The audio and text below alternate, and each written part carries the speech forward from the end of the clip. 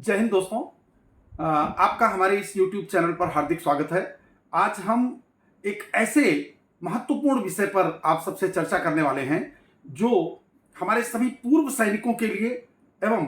उनका राष्ट्र के प्रति क्या समर्पण हो सकता है, उस संबंध में कुछ बातों को लेकर के मैं आपके समक्ष उपस्थित हुआ हूँ। जैसा कि आप सब जानते हैं कि हमारे जितने भी पूर्व सैनिक साथी हैं, आप सबने देश की सेवा में अपने जीवन का एक बहुमूल्य समय दिया है और इस देश की सीमाओं को सुरक्षित रखने में अपने प्राणों की आहुति देने तक का संकल्प लेकर के आपने उस सेवा काल के प्रति क्षण को जिया है। अब सेवानिवृत्ति के बाद भले ही हम सेनाओं से सेवानिवृत्त हो गए हों, लेकिन राष्ट्र के प्रति हम राष्ट्र की उड़ान में क्या योगदान दे सकते हैं, राष्ट्र के उत्थान में हम कितना समर्पण दिखा सकते हैं और राष्ट्र के नव निर्माण में हमारी क्या भूमिका हो सकती है, आज के इस वीडियो में हम इसी विषय पर आप सबसे चर्चा करेंगे। इसलिए आपसे निवेदन है कि यदि आपने अभी तक हमारे इस चैनल को सब्सक्राइब नहीं किया है तो कृपया सब्सक्राइब कर लें, जिससे कि हमारे सभी वीडियोस आप तक पहुंचते रहें और साथ में वीडियो को अंत में शेयर और लाइक जरूर करें। तो आइए हम लोग इस विषय पर चर्चा करते हैं कि राष्ट्र के निर्माण में हमारे पूर्व सैनिक साथियों का किस प्रकार का योगदान हो सकता है। देखिए, जैसा कि अभी आप लोगों को शायद पता भी चल गया होगा कि इस बार के 15 अगस्त के दिन के लिए हमारी उत्तर प्रदेश सरकार ने ये एक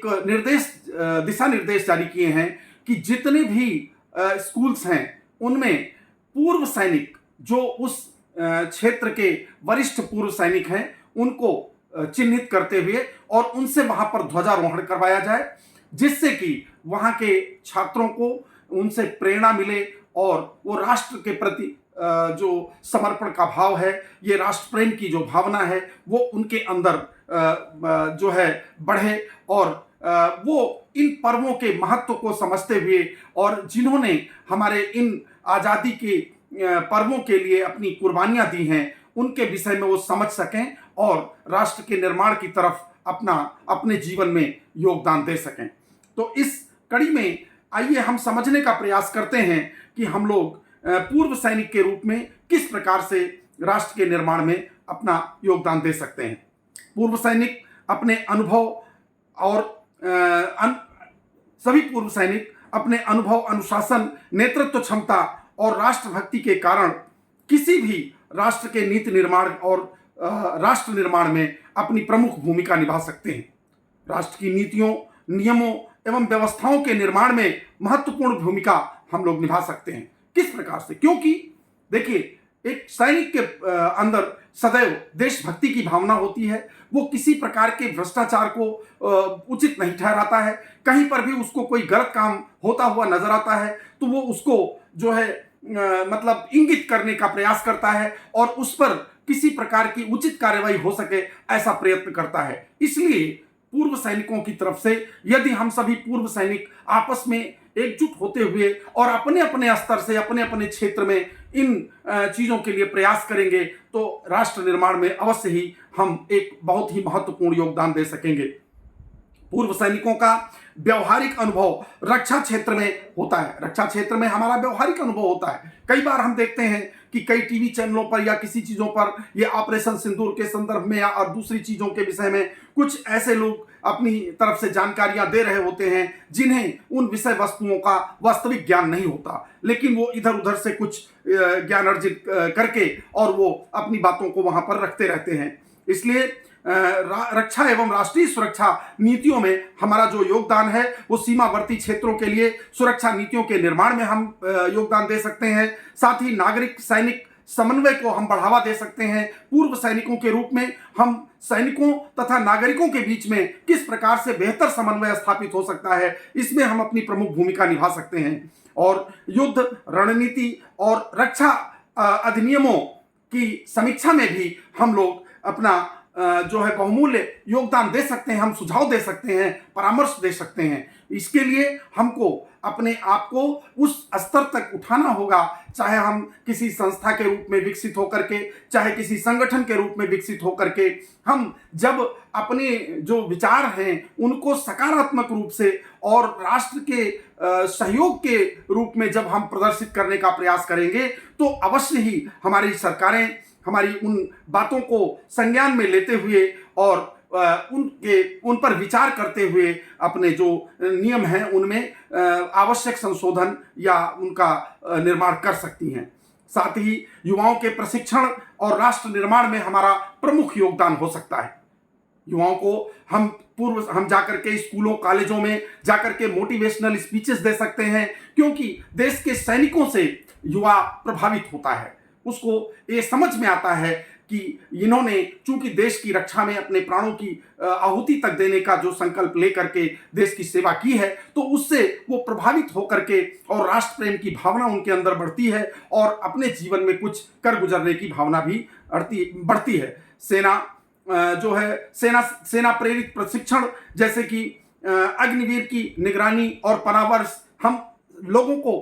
युवाओं को सलाह दे सकते हैं कि वो किस प्रकार से सेनाओं में भर्ती हो सकते हैं, आर्मी में, नेवी में, एयरफोर्स में किस तरह से वो जा सकते हैं और कैसे उन्हें प्रयास करने चाहिए, कैसे उन्हें अपनी तैयारी करनी चाहिए। एनसीसी, एसएसबी, स्काउट गाइड या अन्य इस तरह के जो प्रशिक्षण के कार्यक्रम होते हैं उनमें भी हम पूर्व सैनिक जाकर के अपना योगदान दे सकते हैं। इसी प्रकार से जो पॉलिसी मेकिंग है, जैसे नीति निर्धारण में जो है हम सलाहकार की भूमिका निभा सकते हैं, जैसे कि चाहे वो सैन्य पेंशन सुधारों में भागीदारी हो या युद्ध विकलांगों या शहीद परिवारों के प्रति कल्याणकारी जो योजनाएं हैं उनको निर्धारित करने या उनको लागू करने के विषय में हो, और या फिर सीमा क्षेत्र के विकास के कार्यक्रमों में कोई सलाह देनी हो, तो इन चीजों को भी परामर्श दिया जा सकता है। उसी तरह से देश के प्रशासनिक एवं राजनीतिक नेतृत्व में भी हम भागीदारी बिल्कुल कर सकते हैं। जैसे कि जब कभी स्थानीय शासन में अनुशासन और पारदर्शिता के विषय में हम लोग जा करके उनसे अगर विचार विमर्श करें, अपनी जो विचार हैं उनका आदान प्रदान करेंगे, तो डेफिनेटली उनके अंदर कुछ भावनाएं अवश्य ये पनपेंगी कि हाँ, हमारे अंदर भी जो है अनुशासन और पारदर्शिता होनी चाहिए, जिससे कि हमारा भी एक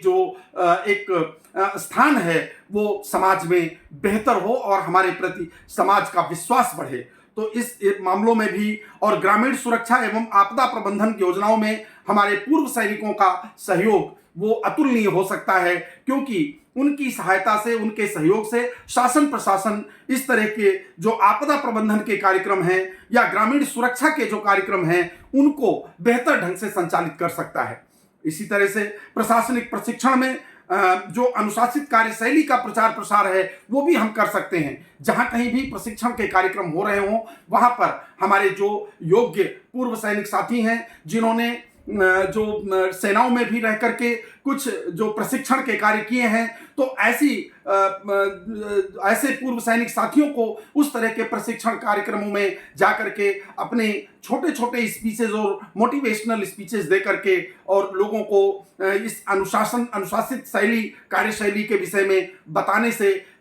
हो सकता है कि कुछ न कुछ उनमें गुणात्मक परिवर्तन आ सकता है। इसी तरह से और भी सामाजिक और नैतिक मूल्यों के प्रचार प्रसार में भी हम कई प्रकार के सहयोग दे सकते हैं। जहां कहीं भी जिस तरह की भी जो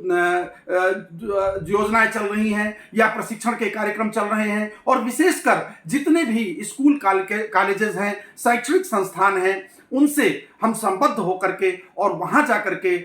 जो है हम जो जितने भी हमारे युवा जो छात्र हैं और जो इस समय स्पेशली 10th और 12th के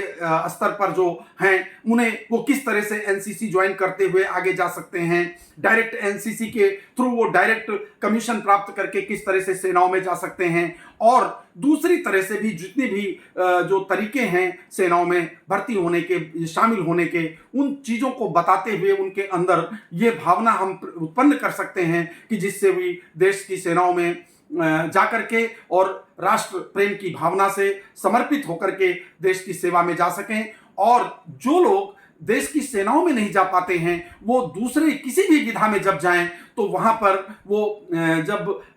राष्ट्र प्रेम की भावना उनके अंदर होगी और सामान्य जनमानस की जो